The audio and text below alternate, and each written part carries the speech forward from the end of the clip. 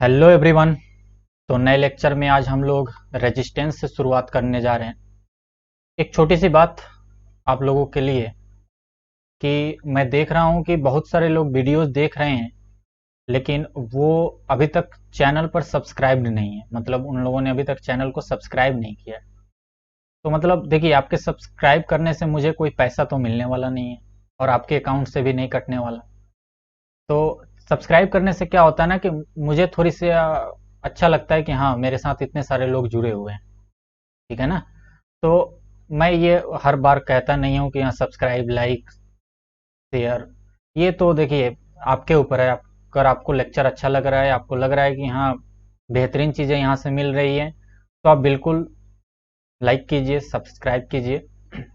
लेकिन आप अगर ऐसे स्टूडेंट हैं जो रेगुलर यहाँ पे हैं, देख रहे हैं, लेकिन बाई चांस अभी तक आपने सब्सक्राइब नहीं किया है, तो नीचे एक रेड बटन है सब्सक्राइब लिखा हुआ, उसको प्रेस कीजिए ताकि मुझे मालूम चले कि हाँ मेरे साथ कितने लोग एक्चुअल में जुड़े हुए हैं। ठीक है, चलिए फिर आज हम लोग अब शुरुआत करने जा रहे हैं रेजिस्टेंस से। और पिछली क्लास में हम लोगों ने बहुत ही ज़्यादा इंपॉर्टेंट टॉपिक देखा था, ओम्स लॉ। और ओम्स लॉ को हम लोगों ने काफ़ी उसके जो रिलेशंस थे एक दूसरे के साथ, उसकी जो भी बातें थी वो सब कुछ देखा था, उसके ऊपर ग्राफ देखा था, बहुत सारे हमारे डाउट्स भी क्लियर हो गए थे। और हमने बताया था कि अगर ग्राफ स्ट्रेट लाइन हो तो उसको ओमिक सर्किट बोलते हैं, यानी कि ओमिक ग्राफ है वो। और अगर कर्व हो तो हम बोलते हैं कि वो ओमिक नहीं है, नॉन ओमिक है। चलिए, अब हम लोग यहां से शुरुआत कर रहे हैं रेजिस्टेंस के बारे में। हम लोग थोड़ा सा डिटेल में बात करेंगे और उसके बाद कुछ क्वेश्चन सॉल्व करेंगे ओम्स लॉ पे। ठीक है, और फिर उसके बाद रेजिस्टेंस के बारे में ही हम लोग थोड़ा सा डिटेल में बात करेंगे। तो देखिए रेजिस्टेंस क्या होता है।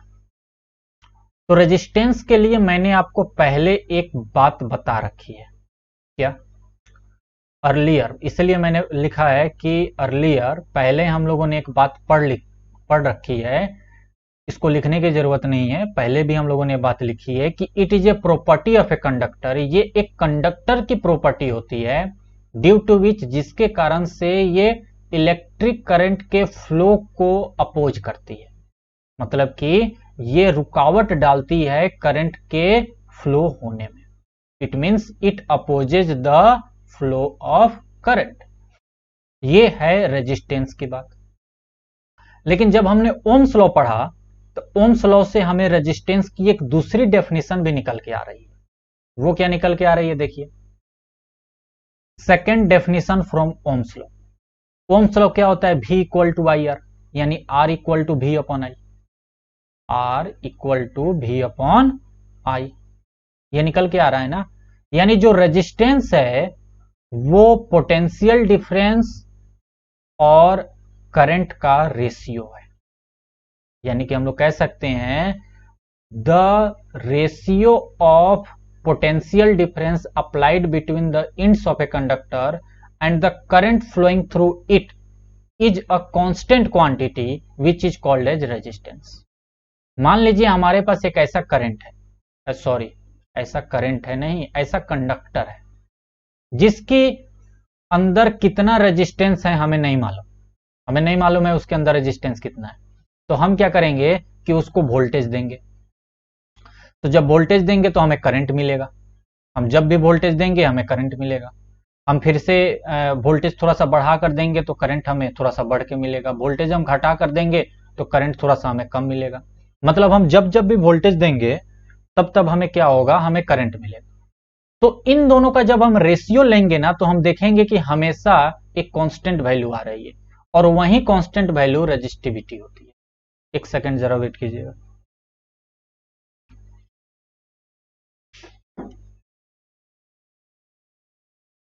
ओके, तो यानी कि हम उस कंडक्टर को पोटेंशियल देंगे, उसके पोटेंशियल के देने पर जो हमें आउटपुट करंट मिलेगा वो करंट हम लेंगे।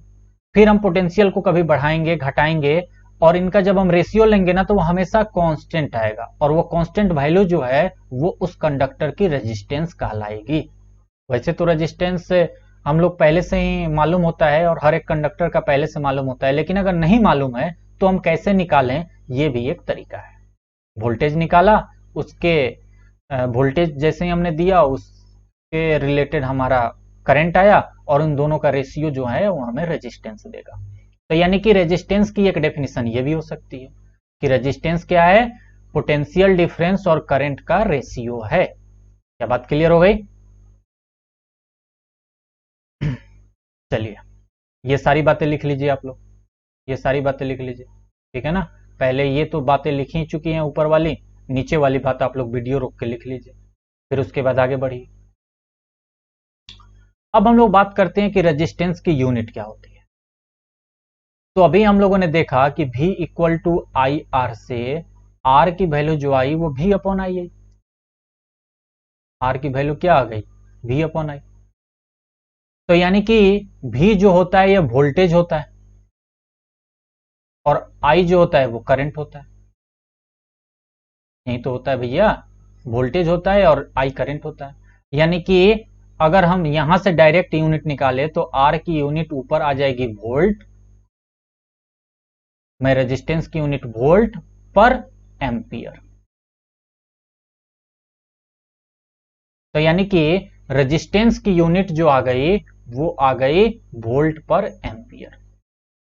लेकिन ये फॉर्मूले से आया हुआ यूनिट है। हम लोग अगर इसका एक्यूरेट यूनिट की बात करें जो कि एसआई यूनिट होता है, एसआई यूनिट वो होता है ओम। ओम नमः शिवाय वाला ओम नहीं, OHM वाला ओम, और इसको कुछ ऐसे दिखाते हैं। क्या बात क्लियर? तो यानी कि यूनिट ऑफ रेजिस्टेंस एक तो फॉर्मूले से आया R equal to V upon I से, तो V वोल्ट में होता है और I एम्पियर में होता है, तो वोल्ट पर एम्पियर भी हो सकता है और ओम भी हो सकता है, और ओम इसका एसआई यूनिट है, एक्चुअल यूनिट है। क्या ये बात क्लियर हो गई? यानी कि 1 ओम जो होगा वो 1 वोल्ट पर एम्पियर के बराबर ही होगा, क्योंकि ओम एंड वोल्ट पर एम्पियर दोनों सेम बात है। तो मल्टीपल चॉइस क्वेश्चन में अगर आ जाए तो इस बात का ध्यान रखिएगा कि ये दोनों सेम यूनिट है। तो ऐसा यूनिट ऑफ रेजिस्टेंस आ गया ओम, और 1 ओम है उसी के 1 वोल्ट पर एम्पियर के बराबर। एक बात और लिख लीजिए कि रेजिस्टेंस जो है एक स्केलर क्वांटिटी है, it is a scalar quantity. क्यों भैया, क्यों स्केलर क्वांटिटी है? क्योंकि रेजिस्टेंस एक प्रॉपर्टी होती है, तो प्रॉपर्टी होती है तो उसकी कुछ ना कुछ वैल्यू होगी, मतलब कुछ ना कुछ मैग्नीट्यूड होगा। डायरेक्शन थोड़ी ना होगा कि कंडक्टर में दाहिने की तरफ इतना रेजिस्टेंस है, कंडक्टर में बाएं की तरफ इतना रेजिस्टेंस है, ऐसा कुछ नहीं होगा। एक वैल्यू होगी कि हाँ इस कंडक्टर का इतना रेजिस्टेंस है, इस कंडक्टर का इतना रेजिस्टेंस है, यानी हर एक कंडक्टर की कितनी रेजिस्टेंस है वो सिर्फ एक मैग्नीट्यूड होगा, तो इसीलिए एक ये स्केलर क्वांटिटी। तो ये बात भी नोट कर लीजिए, इतनी सारी बातें मैंने अभी तक जो लिखी। अब एक टर्म और देख लेते हैं कि 1 ओम क्या होता है। देखिए 1 ओम क्या होता है, पहले समझ लीजिए। मतलब इसको नया फॉर्मूला बना के याद करने की जरूरत नहीं है कि ये, सॉरी, नया डेफिनेशन बना के याद करने की जरूरत नहीं है कि 1 ओम आप एक नया चीज याद कर रहे हो। क्यों नया चीज याद करोगे? अरे R इक्वल टू क्या होता है, V अपॉन आई। तो ये वैल्यू 1 कब आएगी? जब V भी 1 हो और I भी 1 हो। तो जब when a potential difference of 1 volt is applied and a current of 1 ampere flow through conductor, जब 1 वोल्ट पोटेंशियल डिफरेंस हम अप्लाई करें और 1 एम्पियर का करंट हमें कंडक्टर के क्रॉस मिल जाए, तो हम कह देंगे कि रेजिस्टेंस जो है उस कंडक्टर में वो 1 ओम है। बात खत्म। तो 1 ओम कैसे डिफाइन होता है ये भी बात क्लियर हो गई, ये बात भी लिख लीजिए। ये तो बहुत पहले से हम लोग करते आ रहे हैं, हमने 1 एम्पियर किया था, हमने 1 वोल्ट किया था, अब 1 ओम कर रहे हैं, इसमें तो कोई दिक्कत ही नहीं होगी। अच्छा, ये एक बहुत मजेदार बात कि how to find value of resistance in a conductor. मतलब कि कंडक्टर में हम कैसे मालूम करें कि उस कंडक्टर में रेजिस्टेंस कितना है। बात समझ में आई? जैसे मान के चलिए हमारे पास एल्युमिनियम का कंडक्टर है, हमारे पास सिल्वर का कंडक्टर है, हमारे पास कॉपर का कंडक्टर है। तो कई तरह के कंडक्टर हो सकते हैं, आयरन का भी कंडक्टर हो सकता है। तो किसमें रेजिस्टेंस कितना है ये कैसे मालूम होगा? तो देखिए, ये कई सारी चीजों पर डिपेंड करता है। एक तो इस बात पर डिपेंड करता है कि उसका नेचर क्या है। जैसे कॉपर का नेचर कुछ और होगा, आयरन का नेचर कुछ और होगा, सिल्वर का नेचर कुछ और होगा, एल्युमिनियम का भी नेचर अपना कुछ और होगा। तो उसके नेचर पर भी डिपेंड करेगा कि उसका जैसा नेचर होगा उस टाइप का वो रेजिस्टेंस अपने अंदर रखेगा। जैसे मैं नेचर की बात करूं तो सिल्वर में रेजिस्टेंस बहुत कम होता है, यानी सिल्वर में करंट का फ्लो बहुत आसानी से होता है। अगर मैं बात करूं कॉपर और आयरन में, तो कॉपर में सबसे आयरन की तुलना में अच्छा खासा करंट का फ्लो होता है, यानी कि कॉपर में रेजिस्टेंस कम होता है। तो ये सारी बातें धीरे धीरे अभी समझ में आएंगी। अभी तो मैं जस्ट एग्जांपल बता रहा था कि नेचर पर भी डिपेंड करता है कि किसका कैसा नेचर है, कौन से कंडक्टर का कैसा नेचर है, उस हिसाब से उसकी रेजिस्टेंस होती है। ठीक है ना? ये कुछ बातें आपको याद हो जाएंगी और कुछ बातों को याद करने की जरूरत नहीं है, वो आपको क्वेश्चन में दिया जाएगा। दूसरा, लेंथ के ऊपर भी डिपेंड करता है। कंडक्टर में जो रेजिस्टेंस होता है वो लेंथ के ऊपर भी डिपेंड करता है। अगर बहुत लंबी वायर है, ठीक है ना, जैसे मान लीजिए हमने एक बहुत लंबी वायर ले ली, ठीक है, 500 मीटर की हमने एक वायर ले ली और यहाँ पे उसको जनरेटर से हमने कनेक्ट किया है, तो यहाँ वाली जो बल्ब है ना वो बहुत धीरा ग्लो करेगा। यहाँ का बल्ब बहुत धीरा ग्लो करेगा। लेकिन जो यहाँ पे बल्ब लगा होगा, यहाँ पे जो वायर से बल्ब लगा होगा वो बहुत तेज प्रकाश करेगा, उसकी रोशनी जो है वो बहुत ज्यादा होगी। और यहाँ कम क्यों होगी? क्योंकि एनर्जी को यहां से यहां तक पहुंचने में बहुत सारा एनर्जी जो है ना वो हीट एनर्जी के रूप में खत्म हो जाएगी।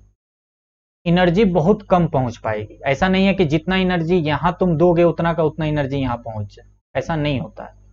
ठीक है ना? एनर्जी की खपत होती है रास्ते में, हीट के फॉर्म में खपत हो जाती है, और भी कई तरीके की चीजें हैं जिसमें कि वो खत्म हो जाती है। तो लेंथ के ऊपर भी डिपेंड करेगा। एरिया ऑफ क्रॉस सेक्शन, यानी कि कंडक्टर की थिकनेस कितनी है, कंडक्टर कितना मोटा है, ऐसा कंडक्टर है या ऐसा कंडक्टर है। तो जाहिर सी बात है, अगर कंडक्टर का एरिया ज्यादा है तो यानी कि यहां से इलेक्ट्रॉन का फ्लो ज्यादा होगा, क्योंकि ज्यादा नंबर ऑफ एटम्स होंगे, यानी कि ज्यादा इलेक्ट्रॉन होंगे तो फ्लो ज्यादा होगा। तो यानी कि क्रॉस सेक्शन अगर मोटा है तो वहां से करंट भी ज्यादा जाएगा। इसीलिए आप लोग देखते होंगे पोल पे जो तार लगा होता है वो मोटा होता है और आपके घरों में जो लगा होता है वो पतला होता है। क्या बात क्लियर? और भी अगर हमें बहुत छोटे लेवल पर काम करना है तो उसका भी तार जो होता है और ज्यादा पतला होता है, क्योंकि हमें कम करंट की जरूरत होती है। और चौथी जो चीज है वो टेम्परेचर के ऊपर भी डिपेंड करेगा। ठीक है ना? तो ये मोटी वायर में क्या करते हैं, वायर को मोटा कर देते हैं तो हम रेजिस्टेंस कम कर लेते हैं। वायर को मोटा कर देंगे तो इलेक्ट्रॉन ज्यादा फ्लो करा देंगे, करंट ज्यादा हो जाएगा, यानी रेजिस्टेंस कम हो जाएगा। ठीक है ना? और पतला वायर रहेगा तो इलेक्ट्रॉन कम फ्लो होंगे, तो रेजिस्टेंस अपना पूरा हावी रहेगा, रेजिस्टेंस ज्यादा लगेगा वहां पे। अभी ये बातें आगे आएंगी, अभी आपको नोट नहीं करना है, समझना है, समझते चलिए। कंडक्टर के टेम्परेचर पर भी डिपेंड करेगा। जैसे मैंने अभी बताया, कंडक्टर का अगर टेम्परेचर ज्यादा होगा तो वो हीटअप ज्यादा हो जाएगा, तो उसकी रेजिस्टेंस बढ़ जाती है। ठीक है ना? जो जितने भी प्योर मेटल्स होते हैं, अगर उनकी टेम्परेचर बढ़ा दोगे ना तो उनकी रेजिस्टेंस जो है सो बढ़ जाती है, यानी करंट कम फ्लो होगा। ठीक है ना?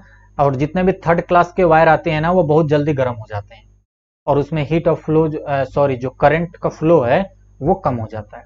जैसे कि दिवाली के समय चाइनीज जो आते हैं, जो चाइनीज बल्ब आते हैं, आप देखिएगा बहुत जल्दी हीटअप हो जाते हैं, बहुत जल्दी खराब हो जाते हैं, क्योंकि वो थर्ड क्लास के वायर उसमें यूज किए जाते हैं। ठीक है ना? जिसमें रजिस्टिविटी बहुत ज्यादा होती है, जिसके कारण से वो हीटअप बहुत होते हैं और करंट का फ्लो कम करते हैं, और ज्यादा हीटअप होकर वो अपने आप में गल भी जाएंगे, खत्म भी हो जाएंगे, खराब भी हो जाते हैं।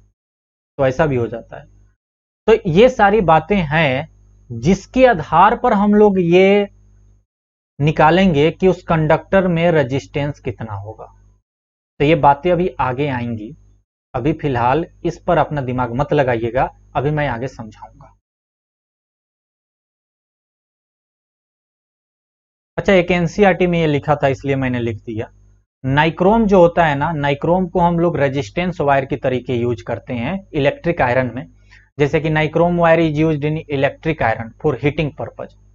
अब क्यों ये रेजिस्टेंस वायर है? क्योंकि रेजिस्टेंस वायर करंट का फ्लो कम करता है और हीटअप ज्यादा करता है, हीट ज्यादा देता है। तो हमें आयरन में हीट की तो जरूरत है, तो हम क्या करते हैं, आयरन में नाइक्रोम का तार यूज करते हैं। और नाइक्रोम तार जो होता है इसमें, ये एक रेजिस्टेंस वायर है, मतलब कि ये बहुत अच्छा ना तो कंडक्टर होता है और ना ही खराब इंसुलेटर होता है, उसके बीच का होता है रेजिस्टेंस, जो कि हल्का करंट भी फ्लो करेगा और अच्छा खासा हीट प्रोड्यूस करेगा। तो क्या होगा, हीट प्रोड्यूस कब करेगा मालूम है आपको? हीट प्रोड्यूस करेगा क्योंकि ये करंट के फ्लो को रोकेगा। तो करंट के फ्लो को रोकेगा, करंट इधर से आ रही है और ये उसको रोक रहा है, तो दोनों के बीच लड़ाई होगी। और लड़ाई होगी तो जानते हैं लड़ाई में लोग गर्म हो जाते हैं। जब भी लड़ाई होती है तो देखते हैं ना, खूब तेजी से लोग चिल्ला चिल्ला कर बात करते हैं। तो वही बात है। तो इसीलिए चीजें वहां पर वायर जो है वो हीट हो जाती है। तो मान के चलिए यहाँ पे रेजिस्टेंस ज्यादा है और इधर से करंट फ्लो, करंट आ रहा है, तो इन दोनों के, इसको रोकेगा ये। तो रोकेगा तो ये इधर जाना चाहेगा और ये रोकेगा, तो इनके बीच में जो संघर्ष होगा उसके कारण से हीट प्रोड्यूस हो जाएगा। लेकिन फिर भी जो रेजिस्टेंस वायर होते हैं वो कुछ करंट को पास होने देते हैं और कुछ करंट को हीट के रूप में, मैक्सिमम करंट को हीट के रूप में बदल देते हैं। तो नाइक्रोम जो होता है ना, ये एक अलॉय होता है। अलॉय कहते हैं जब दो तीन या तीन चार, दो या दो से ज्यादा मेटल को मिला के जब एक नया कोई चीज बनाया जाए तो उसको अलॉय कहते हैं। तो निकिल जो होता है, निकिल, नाइक्रोम जो होता है, निकिल, क्रोमियम, मैंगनीज और आयरन मेटल को मिला के बनाया जाता है और इसको रेजिस्टेंस वायर की तरीके यूज की जाती है। और कहां यूज की जाती है? तो इलेक्ट्रिक आयरन में, क्योंकि हमें इलेक्ट्रिक आयरन में करंट के साथ साथ हमें हीटिंग भी ज्यादा चाहिए। तो अगर इलेक्ट्रिक वायर में मान के चलिए हमने कॉपर लगा दिया, तो कॉपर हीट प्रोड्यूस नहीं करेगा। इलेक्ट्रिक आयरन में अगर हमने कॉपर का तार यूज कर लिया तो वो हीट प्रोड्यूस ही नहीं करेगा, वो तो सिर्फ करंट ज्यादा फ्लो करेगा। और हमें आयरन में हीट की जरूरत है, तो इसीलिए हम लोग रेजिस्टेंस वायर का यूज करेंगे वहां। ठीक है ना? तो ये बात लिख लीजिएगा। अब हम लोग कुछ क्वेश्चंस करते हैं और ये क्वेश्चंस जो हैं वो आपके ओम्स लॉ पे डिपेंड हैं। ओम्स लॉ जो कि हम लोगों ने पिछली क्लास में पढ़ा था, V equal to I R, उस पर। चलिए क्वेश्चन को नोट कीजिए, खुद से ट्राई कीजिए, उसके बाद आंसर देखिए। Potential difference between two points of a wire, एक वायर है और इनके दो दो पॉइंट्स हैं। इन दोनों पॉइंट्स के बीच में कह रहा है कि potential difference between two points of a wire carrying 2 ampere current. यहाँ पे करंट जो है वो 2 एम्पियर है और वोल्टेज जो है इन दोनों के क्रॉस ये 0.1 वोल्ट है। ए और बी के क्रॉस कितना वोल्टेज है? 0.1 वोल्ट। और करंट कितना है? तो 2 एम्पियर। तो कैलकुलेट द रेसिस्टेंस, रेजिस्टेंस हमें निकालना है इन दोनों के बीच में कि कितना यहाँ पे रेजिस्टेंस रहा होगा, कि करंट 2 एम्पियर है और वोल्टेज 0.1। तो हमें क्या क्या गिवन है? हमें गिवन है पोटेंशियल डिफरेंस यानी कि V, वो है 0.1 वोल्ट। हमें गिवन है करंट यानी कि I, जो कि गिवन है 2 एम्पियर। और हमें निकालना है रेजिस्टेंस, रेसिस्टेंस या रेजिस्टेंस, कई लोग दोनों पढ़ते हैं, ये हमें निकालना है। तो हम क्या करेंगे? ओम्स लॉ का यूज करेंगे। फ्रॉम ओम्स लॉ क्या होता है? Ohm's law V equal to I R, V equal to I R, या I equal to V upon R, जो मन हो वो लिख लीजिए। तो चलिए पुट कीजिए वैल्यू को, V की जगह रखिए 0.1, I की रखिए 2 और R तो निकालना ही है। तो यानी R की वैल्यू कितनी आ गई? 0.1 डिवाइडेड बाई 2, यानी कि ये आ गया 10 आएगा और ऊपर की जगह कटेगा तो ये हो जाएगा 0.05 और R जो होगा वो ओम में होगा। ये क्या है? ओम। तो ये आपका आंसर होगा। ठीक है ना? R की वैल्यू कितनी आ गई? 0.05 ओम। तो यानी कि इस वायर में रेजिस्टेंस कितना है? 0.05 ओम के बराबर है। तभी ये 0.1 वोल्ट पे ही 2 एम्पियर करंट फ्लो करा रहा है। बात समझ में आई ना? चलिए अगला क्वेश्चन देखते हैं एक और। एक सिंपल इलेक्ट्रिक सर्किट है, ठीक है ना, जिसमें 24 वोल्ट की बैटरी है और रेसिस्टर जो है, रेसिस्टर मतलब रेजिस्टेंस की बात हो रही है। मैंने बोला था ना कि ये जो है ये रेसिस्टर है, मतलब ये इसको रेसिस्टर बोलते हैं और इसके अंदर रेजिस्टेंस होता है। मतलब इस रेसिस्टर की रेजिस्टेंस कितनी है, 5 ओम है, 10 ओम है, 50 ओम है, कितनी है, तो इसका नाम है रेसिस्टर और इसके अंदर होता है रेसिस्टेंस। तो वही बोल रहा है कि एक इलेक्ट्रिक सर्किट है जिसकी बैटरी जो है 24 ओम है और एक रेसिस्टर है जो कि 60 ओम का है। तो मैं इसको डायग्राम जरा बना दूं, देखिए ये आपका रेसिस्टर है जो कि 60 ओम है और ये जो है सो बैटरी यहाँ पे लगी हुई है, ये बैटरी आपकी लगी हुई है जो कि है आपकी 24 वोल्ट की। उसके आगे क्वेश्चन कह रहा है what will be the current in the circuit, तो बताइए यहाँ पे करंट कितना होगा। और resistance of the connecting wire negligible, मतलब कि ये जो वायर कनेक्ट किया गया है इसको आपको मानना है कि इसमें रेजिस्टेंस नहीं है, ये प्योर बहुत ही अच्छा वायर है, इसमें रेजिस्टेंस नहीं है, बस यहाँ पे 60 ओम का रेजिस्टेंस लगाया गया है। और उसके बाद फिर इसको हमने क्या किया कि प्लग की लगा के और अपना जो भी करना है वो कनेक्ट कर लिया। तो क्वेश्चन में क्या क्या गिवन है, क्वेश्चन में हमें पोटेंशियल डिफरेंस दिया गया है बैटरी का 24 वोल्ट। क्वेश्चन में हमें रेजिस्टेंस दी गई है, रेजिस्टेंस किसकी, रेसिस्टर की, वो कितनी है 60 ओम। और हमसे करंट पूछा जा रहा है, यही तो बात है, यही तो इस सवाल की खासियत है कि हमसे करंट पूछा जा रहा है। तो फिर से हम वही बात करेंगे from Ohm's law, V equal to I R. V कितना है 24, I कितना है नहीं मालूम, R कितना है 60, तो I की वैल्यू कितनी आ जाएगी 24 डिवाइडेड बाई 60। और इसको जब तुम सॉल्व करोगे तो आई थिंक 6 से 6 का मल्टीपल बन रहा है, तो 6 4 जा और ये 6 10 जा, यानी कि 4/10 यानी कि 0.4 एम्पियर, क्योंकि करंट किस में आता है एम्पियर में। तो सवाल को मतलब बिल्कुल आपको ज्यादा दिमाग नहीं लगाना है, आप इधर रफ में क्या कीजिए कि ये तो मैं रफ में समझा रहा हूं प्रैक्टिकल नॉलेज के लिए कि देखिए प्रैक्टिकली ऐसे रहा होगा, वरना सवाल तो ये है मेन ऐसे आपको सॉल्व करना है एग्जाम में, ठीक है ना, ये तो मैं समझाने के लिए बना रहा हूं, ऐसे आपको सॉल्व कर लेना है। एक और सवाल देख लीजिए, 3 ही सवाल कराते हैं। देखिए क्या है सवाल, एक इलेक्ट्रिक आयरन है जिसमें करंट जो है सो 3.4 एम्पियर है, एक इलेक्ट्रिक आयरन है जिसका करंट जो है 3.4 एम्पियर है और 220 वोल्ट सप्लाई लाइन पे, from the 220 volt supply line, यानी कि उसको वोल्टेज जो दिया जा रहा है वो वोल्टेज दिया जा रहा है 220 वोल्ट और करंट कितना प्रोड्यूस कर रहा है वो आयरन 3.4 एम्पियर। कितना करंट होगा, what current will this electric iron when connected to 110 volt, जब 220 वोल्ट से इसको कनेक्ट किया गया था आयरन को तो 3.4 एम्पियर करंट था। अब बोला जा रहा है कि अगर 110 वोल्ट से हम कनेक्ट करेंगे, पोटेंशियल डिफरेंस घटा दिया हमने आधा, तो अब करंट कितना होगा। तो जो अच्छे बच्चे होंगे ना उनको तो साफ दिख गया होगा कि करंट क्या होगा। अगर ये मल्टीपल चॉइस एमसीक्यू टाइप में अगर क्वेश्चन आता है तो देख कर ही बच्चा तुरंत आंसर मार देगा 1 सेकंड के अंदर, क्योंकि भैया वोल्टेज को हमने आधा कर दिया तो करंट भी आधा हो जाएगा। 220 से 110 कर दिया तो करंट 3.4 से आधा हो जाएगा 1.7, आंसर, बात खत्म। लेकिन हम लोग सॉल्व करें, समझें अच्छे से, देखिए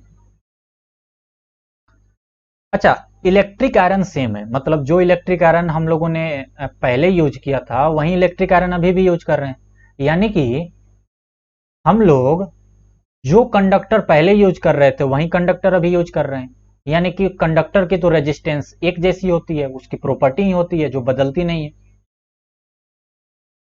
तो आयरन में सेम कंडक्टर है, सेम लेंथ की है, सेम ब्रेथ की है, सेम हाइट की है, सब कुछ सेम है, बाद में भी वही है, तो यानी कि जो रेजिस्टेंस पहले होगा बाद में भी वही रेजिस्टेंस होगा। तो क्यों ना पहले कंडीशन से हम लोग रेजिस्टेंस निकाल लें, जिसका यूज दूसरे कंडीशन में करेंगे और वहां से हम लोग करंट निकाल लेंगे। ठीक है ना। तो पहला कंडीशन, तो सबसे पहले तो ये बात समझ में आनी चाहिए कि दोनों कंडीशन में रेजिस्टेंस सेम है। क्यों? क्योंकि हम सेम कंडक्टर का यूज कर रहे हैं, सेम लेंथ का, सेम ब्रेथ का, सेम हाइट का, सब कुछ सेम का। तो यानी कि दोनों केस में रेजिस्टेंस सेम रहेगा। अब देखिए, तो फर्स्ट कंडीशन से हम लोग देख रहे हैं। फर्स्ट कंडीशन से हमें क्या क्या मिल रहा है? हमें मिल रहा है करंट। फर्स्ट कंडीशन में दिया गया है कि करंट 3.4 एम्पियर फ्लो हो रहा था जब पोटेंशियल डिफरेंस 220 वोल्ट था। तो यानी कि हम यहाँ पे ओम्स लॉ को याद करेंगे और कहेंगे कि बता दो जरा कि कितना रेजिस्टेंस था। तो from Ohm's law V equal to I R, तो V है 220 और I है 3.4 और R तो निकालना ही है। तो R की वैल्यू हो जाएगी 220 डिवाइडेड बाई 3.4, यानी कि इसको जब आप सॉल्व करोगे तो मेरे पास डायरेक्ट इसका आंसर लिखा हुआ है, ये आ जाएगा 64.7 ओम। सॉल्व करके देखना, ये आ जाएगा 64.7 ओम। तो यानी कि वो जो इलेक्ट्रिक आयरन है उसके अंदर रेजिस्टेंस कितना हो गया? 64.7 ओम। तो बाद का कंडीशन, जो दूसरा कंडीशन हम लोग लेंगे जिसमें कि बोला जा रहा है कि 110 वोल्ट अब तुम्हें पोटेंशियल डिफरेंस दिया जा रहा है, तो इलेक्ट्रिक आयरन तो वही है, यानी उसमें भी रेजिस्टेंस कितना होगा? 64.7 ओम। तो इन दोनों का यूज करके क्या अब हम लोग नया करंट नहीं निकाल सकते हैं? बिल्कुल निकाल सकते हैं। तो सेकंड केस क्या है? सेकंड केस या सेकंड कंडीशन कि अब हमें जो पोटेंशियल डिफरेंस दिया गया है भी वो 110 वोल्ट है और रेजिस्टेंस जो है ये हमने पिछली बार से निकाल लिया कि 64.7 ओम है। 64.7 ओम है। कहां से? From first condition, from first case, पहले केस से हमने ये निकाल लिया। तो यानी कि अब यहां हमें आई ही तो निकालना है, करंट ही तो निकालना है, तो फिर से हम ओम्स लॉ को याद करेंगे।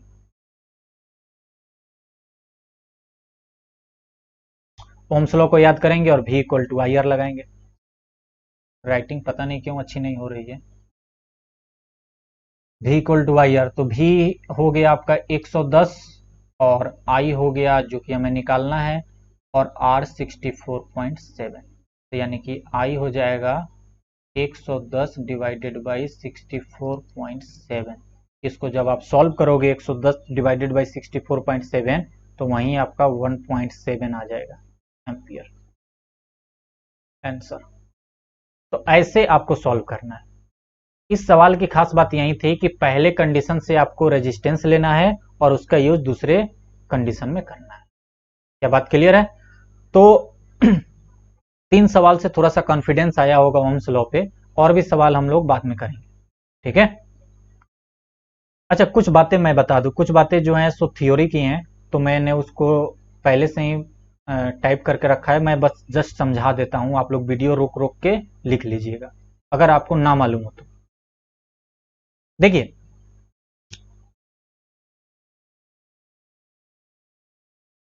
On the basis of electrical resistance जितनी भी सब्सटेंस हैं उनको 3 डिवाइड में बांटा गया है, 3 ग्रुप्स में डिवाइड किया गया है। मतलब ये हर एक सब्सटेंस में करंट फ्लो करने या ना करने की प्रॉपर्टी होती है। दुनिया में जितनी भी चीजें हैं या तो वो करंट फ्लो करेगा या नहीं करेगा, या करेगा भी तो बहुत कम करेगा।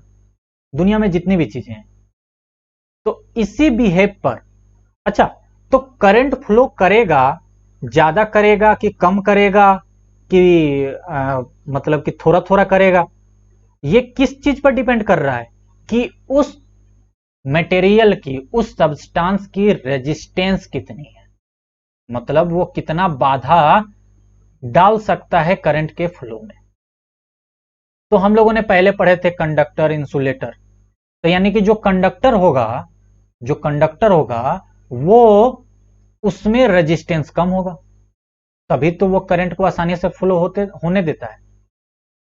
लेकिन जो इंसुलेटर होगा उसमें रेजिस्टेंस बहुत ज्यादा होगा, इस कारण से वो करंट को फ्लो नहीं होने देगा। क्या बात क्लियर हो गई ना?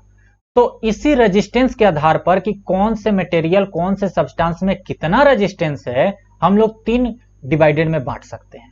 पहला, जो बहुत ही अच्छा कंडक्टर हो तो उसको हम लोग गुड कंडक्टर बोल देंगे, यार ये बहुत अच्छा कंडक्टर है और ये तो मतलब कि इसके अंदर रेजिस्टेंस बहुत कम है, ये करंट को बहुत अच्छे से फ्लो होने देता है।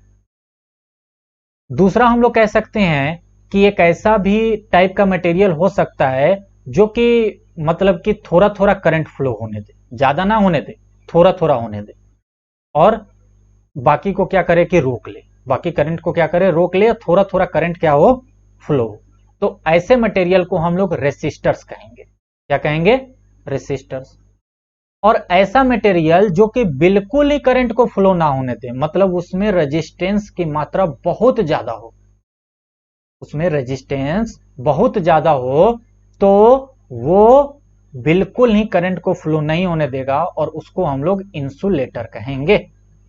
अब ये तीनों बातें जरा ध्यान से समझते जाइए। ये मैं क्यों इतना लंबा चौड़ा आ गया, हटाइए उसको अभी। अब यहां समझिए।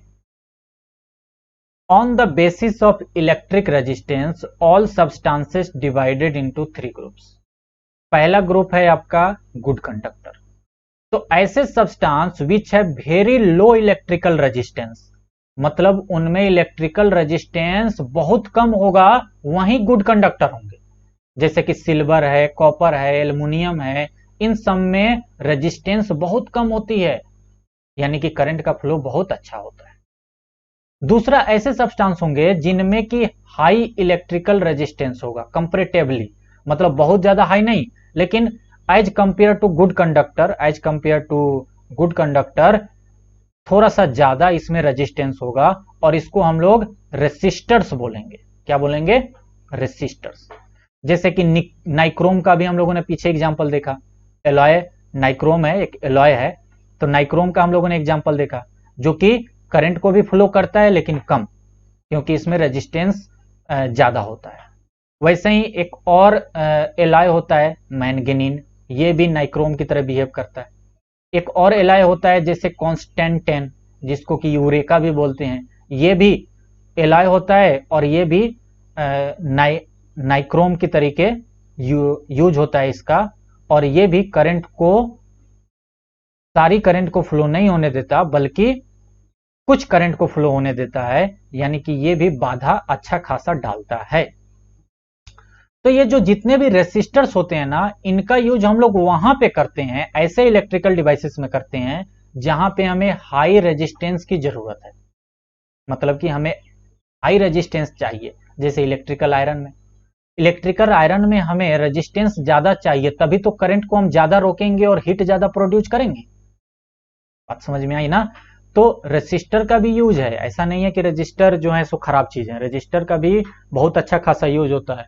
ठीक है, तो एक बात तो यहां से समझ में आ गई कि रजिस्टर का यूज हम लोग वहां करेंगे जहां हमें करंट कम हो चाहिए और हीट ज्यादा चाहिए, जैसे कि इलेक्ट्रिक आयरन, यहां पे हमें हीट ज्यादा चाहिए।